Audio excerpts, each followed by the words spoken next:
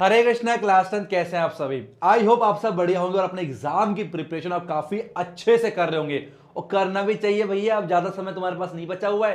Fab के अभी and से आपके एग्जाम स्टार्ट होने वाले, तो अब प्रिपरेशन अभी नहीं करा तो कब करोगे? क्या क्लास 10 के बाद करोगे?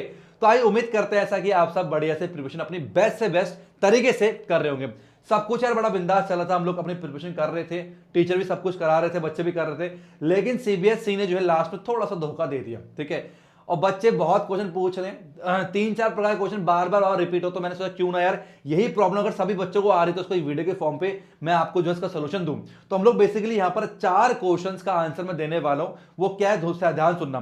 पहला चीज क्या है कि सीबीएसई ने इतने एंड पे प्रैक्टिस पेपर वो भी इतना टफ क्यों लॉन्च करा, पहली चीज तो ये। दूसरा कि सीबीएसई भाई हमसे चाहती क्या है ना। इतना अच्छा पहले कुछ और आसान सा दे दिया कि हलवा हलवा, बाद में पता चला भाई कुछ और है ना, तो माया जाल निकला। तो सीबीएसई हमसे चाहती क्या पहले बता दो, ठीक है। और तीसरा चीज क्या, हमारा पेपर भी इतना ही टफ आने वाला है क्या? अब तो बच्चे इतना उदास कि सर क्या क्या करेंगे अब पीवाईक्यू करके यार, क्या करेंगे आर डी शर्मा करके, क्या बचा है अब एनसीईआरटी में, क्या लेके आए थे, क्या लेके जाना है सर, खाली आता है खाली जनाब, क्या रखा है पढ़ाई वढ़ाई में। कुछ बच्चे ऐसी बातें बहकी बहकी बातें करने लगे।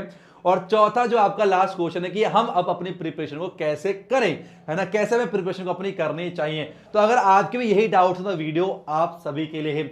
अगर आप चैनल को सब्सक्राइब नहीं किया, चैनल को सब्सक्राइब कर लीजिए, क्योंकि ज्ञानी गढ़ का प्लेटफॉर्म जो है मैथमेटिक्स और साइंस की काफी अच्छी quality content free of cost provide करता आ रहा है। और इस बार भी काफी हमने ऐसा कंटेंट दिया जो कि आपको 100 आउट ऑफ 100 दिला सकते हैं। तो बिना आपको कीमती समय बर्बाद के सीधा चलते हैं वीडियो की तरफ। चलिए स्टार्ट करते हैं, काम की बात, नो बकवास। पहला क्वेश्चन लेते हैं। पहला क्वेश्चन क्या है कि सीबीएसई ने इतना टफ प्रैक्टिस पेपर क्यों लॉन्च किया। देखो बहुत ही अच्छा क्वेश्चन है। सीबीएसई, मैं मानता हूं ऐसा करना चाहिए। सीबीएसई हर साल, और ऐसा नहीं केवल इस साल किया, सीबीएसई ऐसा हर साल करती है। देखो एग्जाम के थोड़े दिन पहले, चाहे आपका ट्यूशन हो, चाहे आपके स्कूल टीचर्स हो, चाहे ट्यूशन टीचर्स हो, हर कोई ये चाहता है कि आप लोग अब और अच्छे से मेहनत करो, क्योंकि बहुत कम समय बचा हुआ है, ठीक है। वो आपसे टेस्ट वगैरह लेते हैं और हार्ड क्वेश्चन कराते हैं, है ना, और जितना हो सके उतना जो है आपसे सैंपल वगैरह करवाते हैं, बहुत सारी चीजें वो अपनी प्रिपरेशन को बढ़ा देते हैं। तो सीबीएसई भी as a parent, as a teacher, as a guider जो है आपको ये बताना चाह रही है, यहां पर ये प्रैक्टिस पेपर देके दिखाना चाहती है कि आप अपनी प्रिपरेशन को और बेहतर कर लीजिए। हमें अपनी प्रिपरेशन को और बेहतर कर लेना चाहिए। अब एग्जाम टाइम आने वाला, बहुत करीब एग्जाम टाइम है, तो पेपर को देखे कहीं ना हम लोग बड़े ढीले पड़े होते हैं, है ना। हाँ ठीक है सर, एनसीईआरटी कर ली क्या, कुछ कुछ तो इतने सर हमने एनसीईआरटी कर ली, सर एनसीईआरटी काफी है क्या, सर हमने पीवाईक्यू कर लिया, सर क्या पीवाईक्यू काफी है क्या। आपको याद होगा जब सैंपल पर स्टार्टिंग में लॉन्च किया था सीबीएसई ने, मैंने आपको बहुत एक अच्छी स्ट्रेटजी दी थी कि हमें क्या क्या करना है, क्या क्या नहीं करना है। आई होप आपने वीडियो देखी होगी, उसमें साफ साफ बताया था क्या क्या आपको कौन कौन सी बुक्स लगानी है, कैसे क्या चलना है, सारी बातें मैंने आप लोगों को बताया था। उसके बाद भी इतना कंफ्यूजन था बच्चों के अंदर, और कहीं ना कहीं सीबीएसई ने इसी को जो है दर्शाने के लिए ऐसा प्रैक्टिस पेपर लॉन्च किया है। ऐसा प्रैक्टिस पेपर आपके सामने लाके रख दिया जहां पर लग रहा है कि क्या रे यार, जिंदगी तो मतलब खराब ही हो गई है। तो ऐसा जो है सीबीएसई हर साल करती है। ऐसा नहीं है भैया कि तुमसे बदला लिया। कुछ बच्चे के सर हम ही मिले थे बदला लेने के लिए, अरे केवल तुमसे नहीं लिया, सीबीएसई ऐसा हर साल करती है। पेपर आने जो निकट होते हैं वो ऐसा पेपर लॉन्च कर देती है। इसका मतलब साफ साफ ये सीबीएसई कहना चाहती है कि भैया अपनी कमर और कस लो, हम टफ क्वेश्चन भी पूछ सकते हैं, हम थोड़ा घुमा के भी पूछ सकते हैं। ऐसा नहीं चलेगा कि हमने जो है एक चैप्टर में जो है फॉर्मूला याद कर लिया, वही पे लेके आ गया, अपना काम खत्म हो गया। नहीं नहीं, ऐसे काम नहीं चलेगा। जो ढीले बैठे हुए हैं वो और टाइट हो जाए, और जो टाइट थे वो और ज्यादा अपनी कमर कस ले, अपने एग्जाम की प्रिपरेशन कर ले, ताकि आप जो है लापरवाही ना करो। इससे सीबीएसई ने पहली बात तो ये प्री प्रैक्टिस पेपर ये वाला लॉन्च किया और हर साल करती है। तो पहले क्वेश्चन का आंसर आपको मिल गया। दूसरा क्वेश्चन आ गया सीबीएसई हमसे चाहती क्या है। देखो हर साल क्या होता है, हम लोग ना जब चैप्टर में 6 का कोई क्वेश्चन कर रहे होते हैं तो वहां पर केवल चैप्टर में 6 का ही कॉन्सेप्ट लगता है ना। और चैप्टर 2 में हमने रट लिया कि भाई ऐसे जीरोस दे रखा हो तो हम इक्वेशन निकाल सकते हैं, और ऐसे फैक्टराइजेशन से हम लोग रूट्स निकाल सकते हैं, या क्वाड्रेटिक फार्मूला से हम इक्वेशन रूट्स निकाल सकते हैं। तो कहीं ना कहीं हम लोग क्या होता है, बस एक चीज पढ़ लिया और उसी के आधार पर पूरे के पूरे क्वेश्चन कर रहे होते हैं।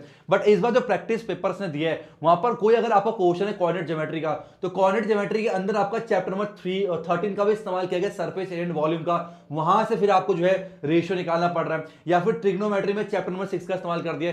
बस सीबीएसई चाहते हैं कि आपके कॉन्सेप्ट क्लियर होने चाहिए। ये नहीं है कि आपने चैप्टर नंबर 2 पढ़ लिया तो 2 का इस्तेमाल जो चैप्टर नंबर 6 में नहीं होगा, या चैप्टर ट्रिग्नोमेट्री में नहीं होगा। ऐसा बिल्कुल नहीं होना चाहिए। आपको सब चीज ध्यान में रखना है, और सारे प्रकार के कॉन्सेप्ट जो किसी क्वेश्चन में यूज हो सकते हैं। एक क्वेश्चन में 2-3 प्रकार के कॉन्सेप्ट अलग अलग चैप्टर के इस्तेमाल किए जा सकते हैं, और ऐसा प्रैक्टिस पेपर में बिल्कुल है।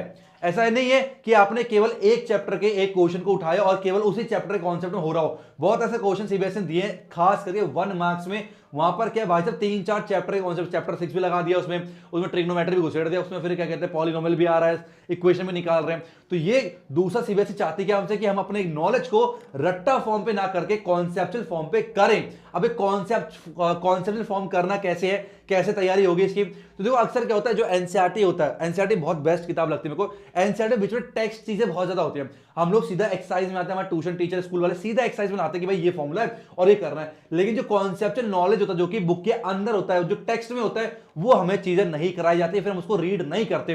तो हमने क्या करना है, अब एनसीईआरटी के हर एक चीज को सही से रीड करना है कि भाई क्वाड्रेटिक इक्वेशन का जो है फिगर पैराबोला होता है, और अगर a0 से बड़ा है तो ओपनिंग अपवर्ड होगा, a0 छोटा है ओपनिंग डाउनवर्ड होगा। ये सारे कॉन्सेप्चुअल चीजें जो है आपको रीड करनी पड़ेगी। और मैंने इसको बना के तैयार किया हुआ था, फॉर्मूला कैप्सूल मैंने आपको दिया था। फॉर्मूला कैप्सूल एक ऐसी पीडीएफ है जहां पर मैंने सारे एनसीईआरटी के जो टेक्स्ट में जितनी भी इंपॉर्टेंट चीजें मैंने सबको अंडरलाइन करके आपको एक नोट्स के फॉर्म पे दिया है। अगर आपके पास वो नहीं है, लिंक डिस्क्रिप्शन जाके फॉर्मूला कैप्सूल जरूर से जरूर आपको डाउनलोड करके रखना है, वो बहुत काम आपके आने वाली है। तो पहले क्वेश्चन आपको आंसर हमारा मिल गया कि सीबीएसई ने इतना टफ पेपर क्यों बनाया प्रैक्टिस पेपर, ताकि हम अपनी प्रिपरेशन को और अच्छे से कर सके। ठीक है, और दूसरा क्वेश्चन क्या है कि चाहते क्या सीबीएसई हमसे, ये चाहते कि हमें कॉन्सेप्चुअल नॉलेज ज्यादा हो, रट्टा वाला ज्ञान ना हो। अब तीसरा क्वेश्चन लेते हैं कि क्या वाकई में इतना ही टफ जो है पेपर सीबीएसई बनाएगी हमारे लिए। देखो जहां तक मेरा एक्सपीरियंस है, इतना टफ पेपर नहीं बनेगा। क्यों? क्योंकि हर साल सीबीएसई ऐसा करती है, लेकिन एग्जैक्टली ऐसा पेपर नहीं देती। आप चाहो तो लास्ट ईयर का एडिशनल पेपर देख लेना, प्रैक्टिस पेपर, वो भी ऐसे ही टफ बनाया था। उसमें भी माए साहब भौकाल आ गया था, बच्चों को समझ नहीं आ रहा कि कैसे करना है सर, इतना टफ पेपर कैसे आ सकता है। लेकिन ऐसा नहीं होता। पहले देखो, पहले भी तो सीबीएसई ने प्रैक्टिस पेपर दिया है ना, सैंपल पेपर स्टार्टिंग में, और अब एक दिया है। तो तुम इसको देख के ये क्यों सोचो कि केवल इतना ही टफ पेपर आएगा? अरे आना होगा वो अलग बात होगी, आना होगा तो आ जाए, कोई दिक्कत की बात नहीं। लेकिन पहले से सोच क्यों बैठे हो सकता है आपका इजी वाला भी आ जाए, हो सकता है बीच का भी आ जाए। और सीबीएसई ने इसलिए दे दिया प्रैक्टिस पेपर टफ कि भाई अपने आपको बचा लिया कि इनकेस अगर वो थोड़े ऐसे क्वेश्चन डाल दें सारे के, देखो पहले की बात तो सारे के सारे ऐसे क्वेश्चन बन ही नहीं सकते।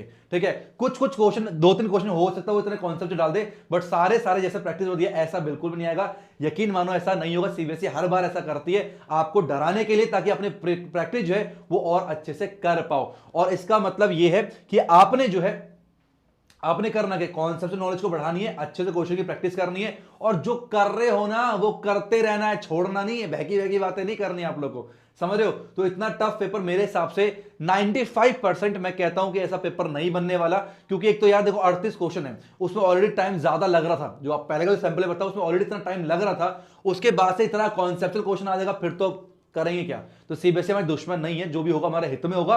तो बस ये समझो कि उन्होंने ऐसा डराने के लिए, हमारी प्रैक्टिस को और इनहेंस करने के लिए जो है सीबीएसई ने ऐसा किया। और चलो अगर ऐसा करती भी है, इतना टफ बनाती भी है, तो उसकी टेंशन मत लो, ज्ञान प्लेटफॉर्म है, हम लोग पूरी प्रिपरेशन करेंगे आने वाले टाइम पे, पूरा बेस्ट से बेस्ट कि कैसे इस प्रकार के क्वेश्चन किया जा सकता है। तो ऐसे जो क्वेश्चन है उनकी प्रैक्टिस जो है हम लोग इस प्लेटफॉर्म में जरूर करेंगे। अब लास्ट क्वेश्चन ये निकल के आता है कि हमें प्रैक्टिस कैसे करनी चाहिए। अगर हम लोग सैंपल को साइड में रख दे, ये चलो अभी सामने रखो, तो कहां से हमें प्रैक्टिस करनी चाहिए? इतना कम समय बचा है, कैसे प्रैक्टिस करें? क्या एनसीईआरटी फिर से लगाएं, क्या पीवाईक्यू लगाएं, क्या करें? एनसीईआरटी एग्जाम लगा क्या करें समझ नहीं आ रहा।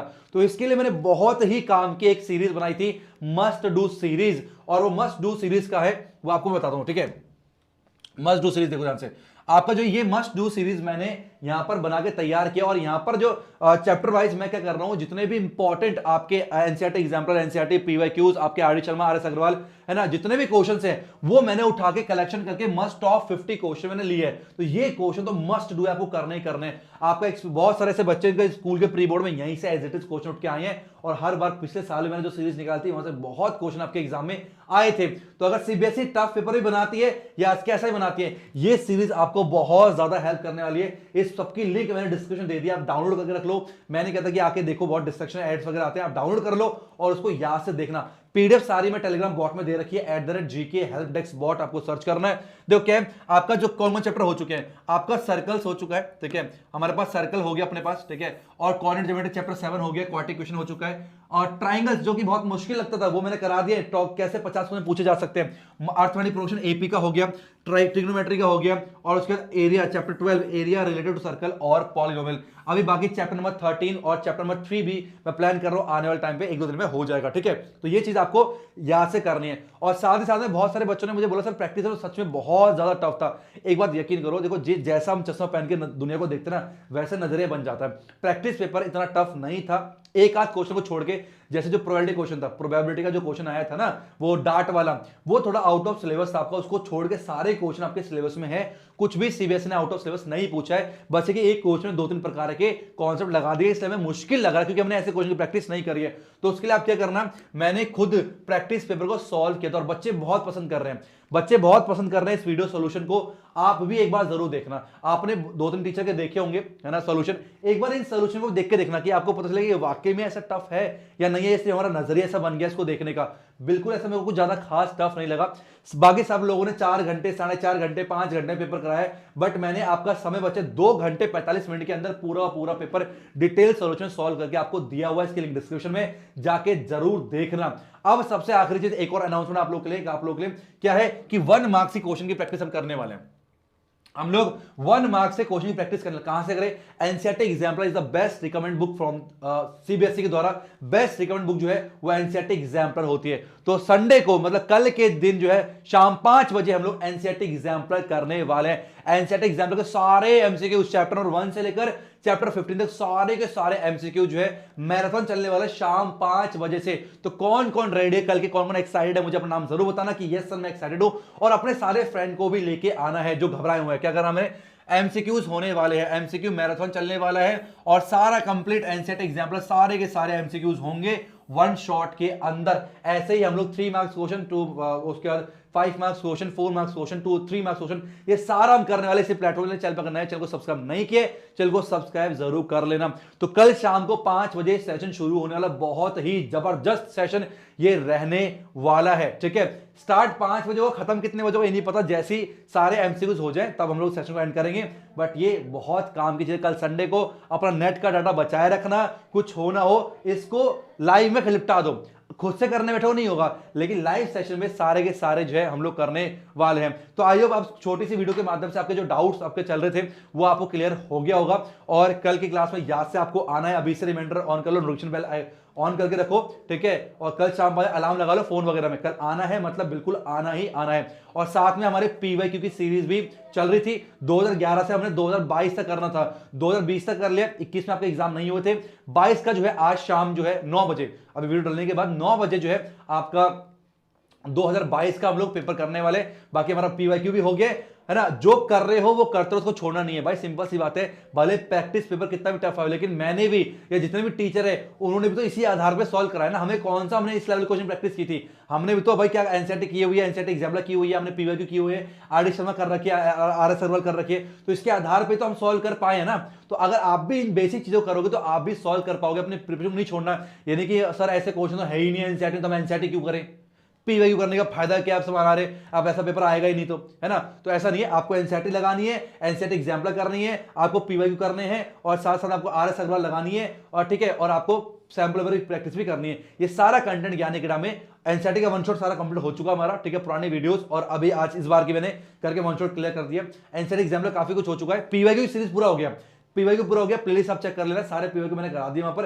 एनसीईआरटी एग्जाम्पलर का 1 शॉट ये निकल जाएगा अपने पास 1 मार्क्स से, ऐसी बाकी कर लेंगे। और रही बात R D R S Agarwal के, वो मस्ट डू 50 में कवर मैंने कर दिया, और बीच बीच में हम लोग सैंपल पेपर करते रहेंगे। तो आज की वीडियो में इतना ही। इस वीडियो को जो है लाइक जरूर करना, अगर आपको पसंद आया हो अपना फीडबैक जरूर देना, और अगर आप नेक्स्ट किस टॉपिक और वीडियो चाहते हो मुझे कमेंट बॉक्स में कमेंट जरूर करना, अगर जो ज्यादा कॉमन कमेंट होगा उसके ऊपर वीडियो जरूर बनाई जाएगी। Thank you so much for watching. Hare Krishna.